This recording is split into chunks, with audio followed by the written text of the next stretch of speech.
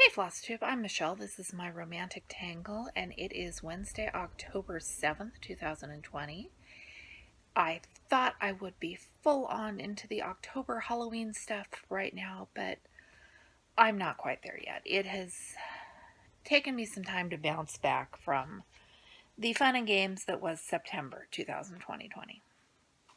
My husband just had 2 weeks of vacation that he didn't cancel because he wanted a break from work, but at the same time, we couldn't go anywhere and do anything.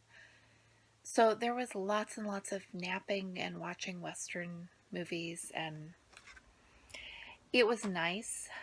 I'm so much more recharged than I was, but I'm not back to normal quite yet. I've done very little stitching. The only project I have worked on is Morning Lake, and just look at that. I got the whole cabin done except for there's some more yellow that goes in the windows and the back stitching, and honestly, I think most of the rest of this is half-stitched background, so maybe it will go quickly, maybe it won't.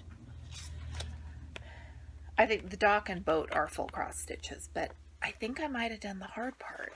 I don't know. I said in my last Flosstube video that Amy did this, I can do it. Then Amy left a comment. She switched hers out from 18 count to 14 count. I think I can. If I could do the cabin, I can do this. And I will admit the roof of the cabin is not quite confetti stitch. It's a lot of very, very similar shades of grayish brown with no real rhyme or reason to the placement. And about 3/4 of the way through, I decided, screw it, I am just filling it in with what I'm filling it in with. And no one from Dimensions is going to come look in my under the bed box and critique whether I put the colors in the right spots on my cabin. Things like the logs on the sides of the cabin, that color placement is important, but the speckling of the roof, no. I'm not usually a monogamous stitcher. This is the last thing I would have thought I would become a monogamous stitcher on, but I love it. It is just my thing right now. And part of the reason that is my thing right now is because when we evacuated the house back on, what was that, September 8th?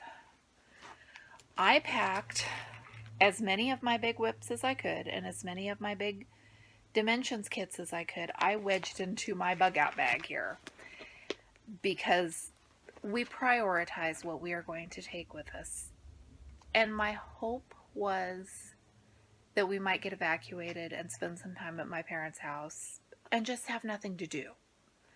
So we had all the video game consoles. I had all of my big projects. And then it was like 2.5 weeks before I could go back up to town and get my big projects. My master set of DMC is still up there because there wasn't room for it in the Subaru when I brought other things back home, and that's just starting to become a real problem. But I have things to work on. One of the great things about kits is that it's all there in the kit. You don't hopefully need a bunch of extra stuff. So I'll go get it, hopefully next week, maybe, I don't know. It's okay. The next pattern I fell in love with only has like 15 colors, so worst case I go to Joann's and buy new floss. Calico has been doing Flossoween videos, and she's posting the most gorgeous Mill Hill kits. I was thinking the whole time that the Mill Hill kits weren't as cute when I started cross-stitching back in the day, and I pulled out the one I have left, and this really confirms that they weren't as cute back then as they are now, but it also looks like it wouldn't be that hard to stitch, so I'm toying with the idea of unsealing this and seeing what I can do. I did a bat house that came out at about the same time as this one. I used Ada instead of perforated paper because I was afraid of the perforated paper, and it didn't go well. It wasn't hard. I don't know why it didn't go better than it did, but it didn't. So I'm playing with the idea of stitching this because I own it. I bought it, I might as well stitch it. And looking at the price tag on the back, it's like, dang, I wish I had that money to spend on one of the ones that are cute now. I do have one of the National Park Santas that I bought up at Acorns and Threads a year or so ago because it was so cute. And this might be my training wheels for that. Maybe. The other thing that I have totally fallen in love with this morning, Owl Forest Embroidery. They did that in Emerald City. I always want to say Enchanted Forest. The Emerald City sale last year that I loved so much. They've got a new one, and it's 100 owls, and I found it this morning while I was drifting through Instagram, and then I found out it was a free stitch along, and I really, really want to do that.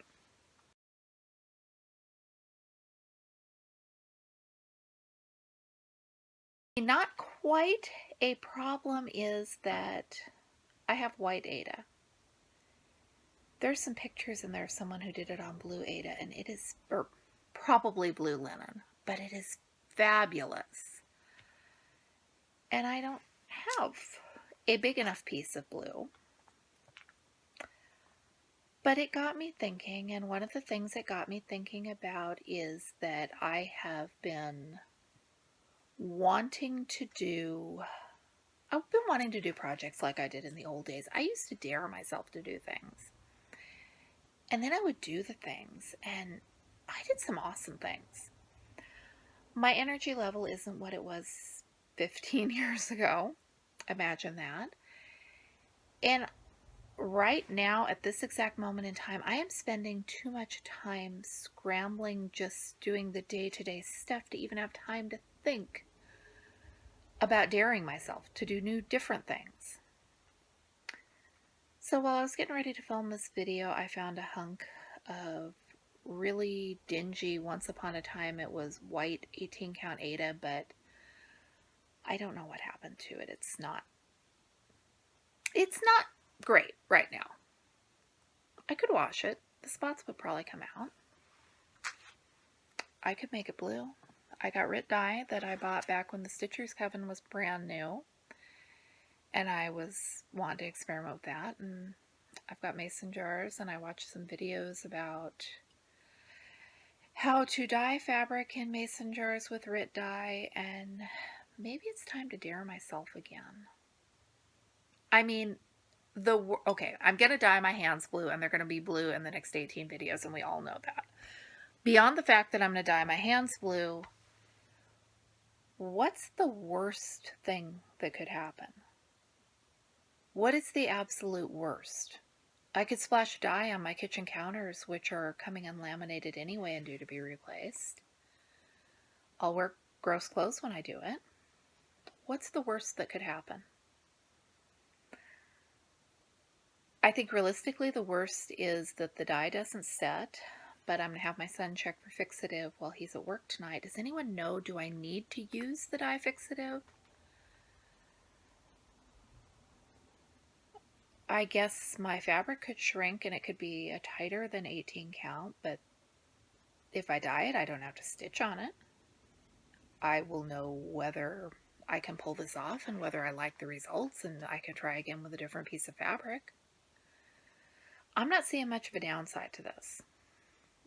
Honestly, the worst thing that could happen is I chicken out and I don't try it at all. And I am publicly daring myself this time. So follow up with me. Make sure I actually opened the bottle of dye and that I did the thing. I've got Halloween plans. I don't know. Life is full of little weird random, I don't have time to deal with that stuff right now. So I would like to come back for my next video and show you that I started my Mill Hill kit and that I did a bunch of my cabin and that I dyed some fabric with Rit dye, but we'll see what happens. I'm being very gentle with myself right now as I try to get back into my normal routine. And I don't think that's a bad thing. I think sometimes I forget that doing the grocery shopping and the cooking and the cleaning and the homeschooling the kids might be enough for the day, and I might not have to do a whole bunch beyond that. But then it is easy to fall into a rut where you aren't doing any of the fun stuff. So somewhere between the rut of only housework and the crazy of only creating things is this happy middle ground that I'm going to try to work my way back towards. How about you? How's it going for you? Got great Halloween projects? I would love to see them. Thank you for watching. I am Michelle. This is my romantic tangle. I will be back with you soon, hopefully with some pretty blue-dyed fabric to show you, or maybe a cautionary tale of what went wrong. I'll take either option. I'll be back with you soon.